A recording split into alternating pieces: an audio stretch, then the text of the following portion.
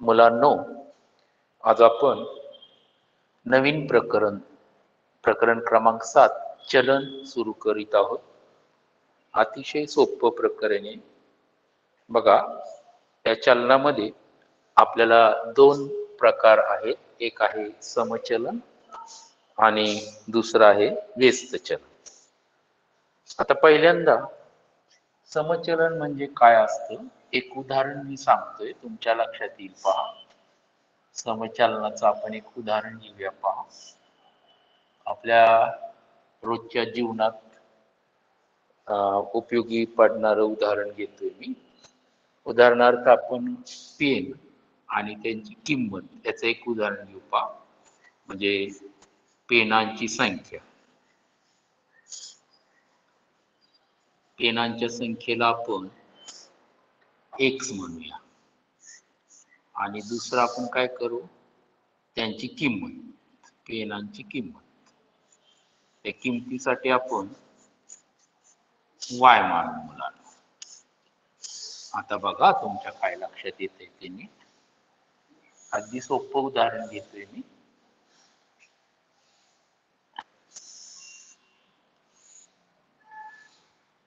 बघा, सगळ्यांच्या लक्षात येते का? मी काय घेतलेले, पेन आणि त्याची किंमत घेतलेली.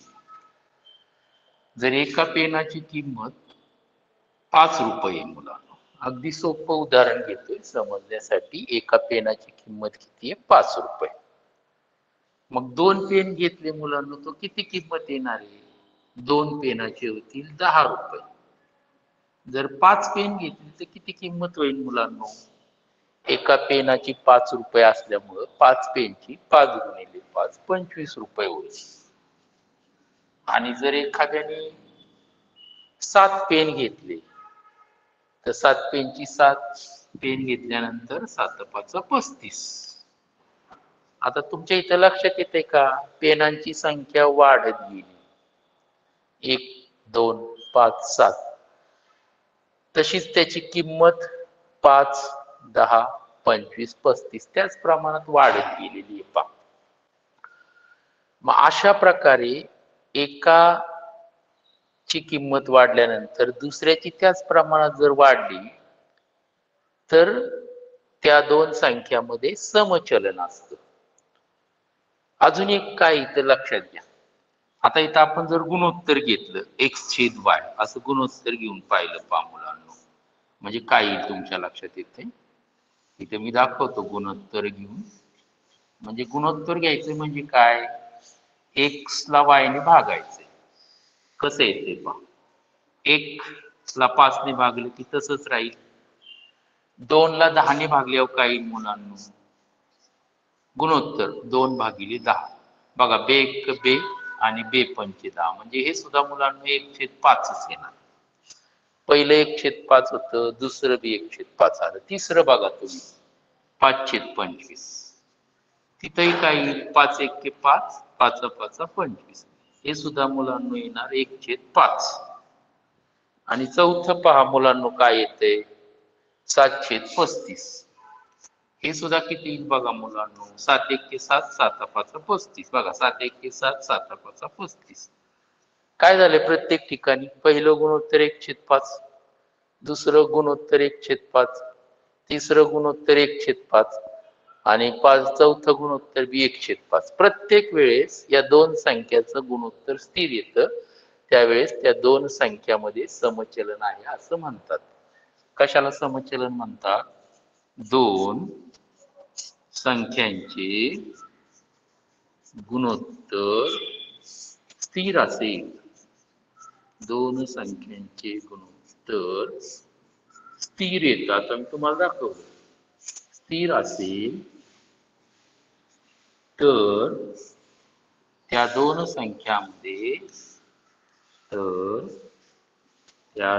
संख्यांमध्ये कोणतं चलन असतं मुलांनो? समचलन. नीट लक्षात ठेवा. गुणोत्तर स्थिर आलं त्या दोन संख्यांमध्ये समचलन असते. हे शब्द महत्वाचा आहे, समचलन. एकाची किंमत वाढली की दुसऱ्याची वाढती पहा. समचलनात काय होतं पहा, इथे लिहितो वाटल्यास. समचलनामध्ये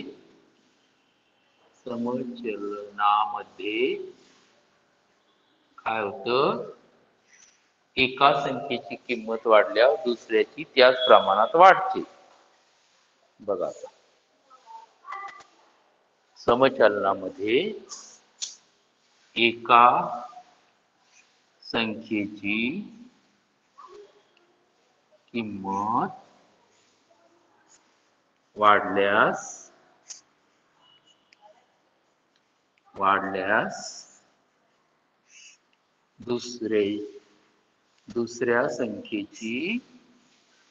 दुसऱ्या संख्येची कशी वाढते? त्याच प्रमाणात वाढते. पहा, त्याच प्रमाणात वाढते. नीट लक्षात ठेवा.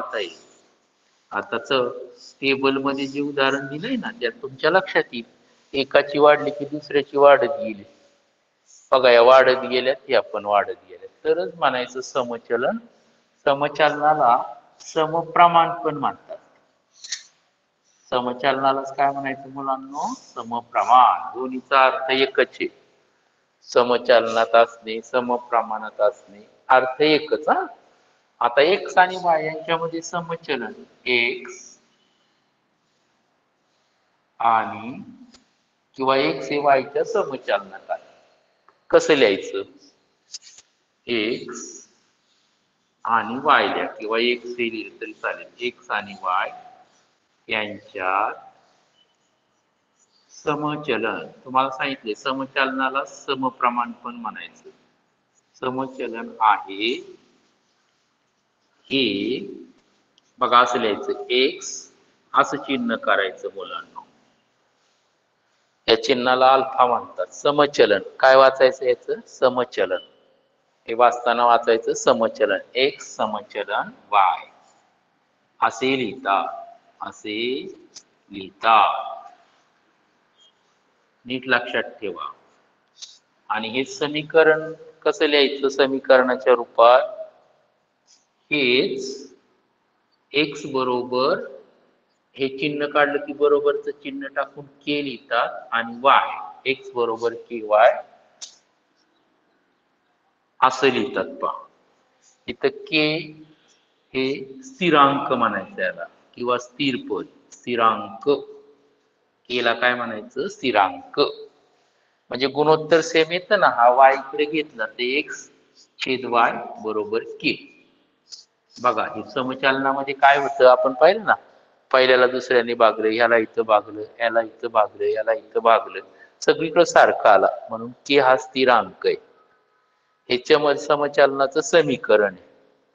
त्याला काय म्हणायचं? समचलनाचे समीकरण. तर असं समचलन लक्षात ठेवायचं. एकाची किंमत वाढली की दुसऱ्याची सुद्धा वाढते.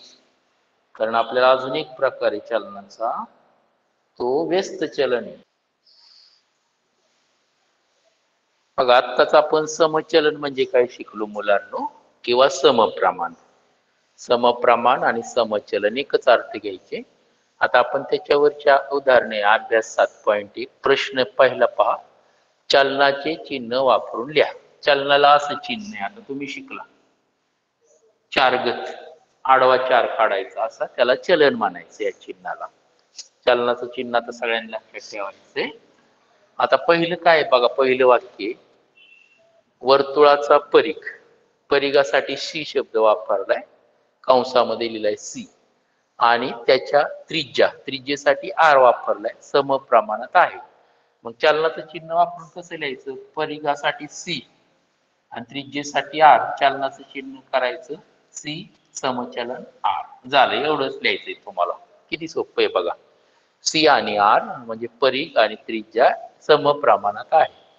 आता दुसरं बघा, मोटारमध्ये भरलेले पेट्रोल, त्याला म्हणलेलं एल, आणि तिने कापलेलं अंतर, त्याला म्हणलेले डी, आणि त्यांच्यात समचलन आहे. मग चलनाचं चिन्ह करायचं आणि पुढे डी येणार. पेट्रोल किती लिटर भरले काय, त्याला एल म्हणले, आणि अंतरासाठी डी म्हणले, त्यांच्या समचलन आहे. अशी उत्तरे लिहायची. किती सोपं आहे बघा. घ्या लिहून पटकन व्यवस्थित.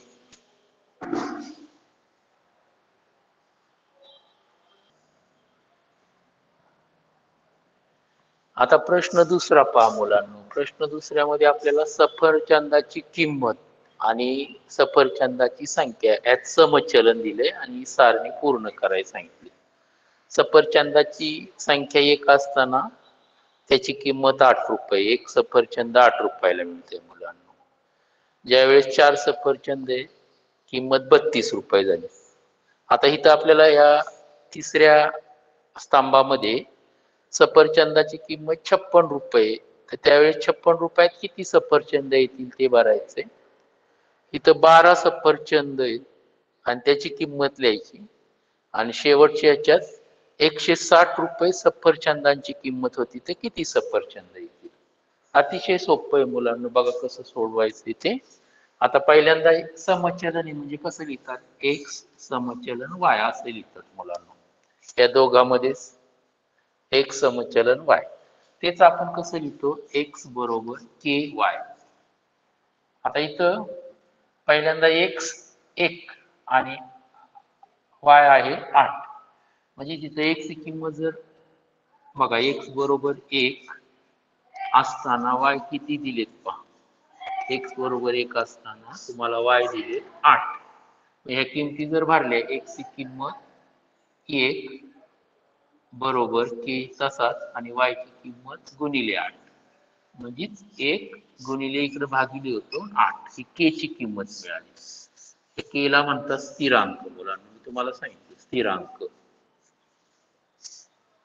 मग याच्यावरनं आपल्याला चलनाचं समीकरण मिळतं पहा. हे चलनाचं समीकरण. म्हणून चलनाचं समीकरण कसं लिहायचं पहा.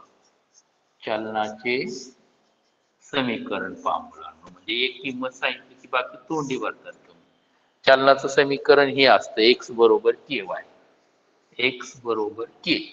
के म्हणजे तुमचा किती आला आहे, 1/8 वाय. आणि मग याच्यावरनं सगळ्या किमती निघतात. आता तुम्हाला इथं काय दिलंय, जिथं किंमत काढायची तिथं सफरचंदाची किंमत दिली वाय 56 आणि एक्स किती. आता वाय बरोबर 56 आणि एक्स बरोबर किती ही सारणी भरायची पहा. कळतंय का. वाय बरोबर 56 दिलेत, एक्स बरोबर किती. म्हणजेच एक्स बरोबर 1/8 गुणिले वाय आहे 56. 8 ने भाग जाईल, 8 7 56 आणि एक्स ची किंमत मिळेल 7. म्हणजे इथं 7 येणार आहे पहा. बघा 1 गुणिले 8 केले की 8 येतात. इथं 4 8 32, 7 8 56. आता त्याचप्रमाणे इथं किती येईल तुम्हाला सांगता येईल का. हो का. 1 गुणिले 8 8, 4 8 32, 7 8 56, 12 8 96 येतील मुलांना. बघा एक सोडवलं की बाकीचं लक्षात येईल. काय येणार आहे, 12 8 96 येतील. आणि शेवटच्याला किती येईल बघा. 160 ला जर 8 ने भागलं तर उत्तर मिळेल. तर येईल 20. 20 8 160. सगळं आता 1 गुणिले 8 8, 4 8 32, 7 8 56, 12 8 96, 20 गुणिले 8 160. तर अशा प्रकारे ही सारणी भरायची. सगळीच उत्तरं अशी काढता येतील, पण एकाच मिळालं की पुढे तुम्हाला सोडवता येतील. आता हे लिहून घ्या पटकन.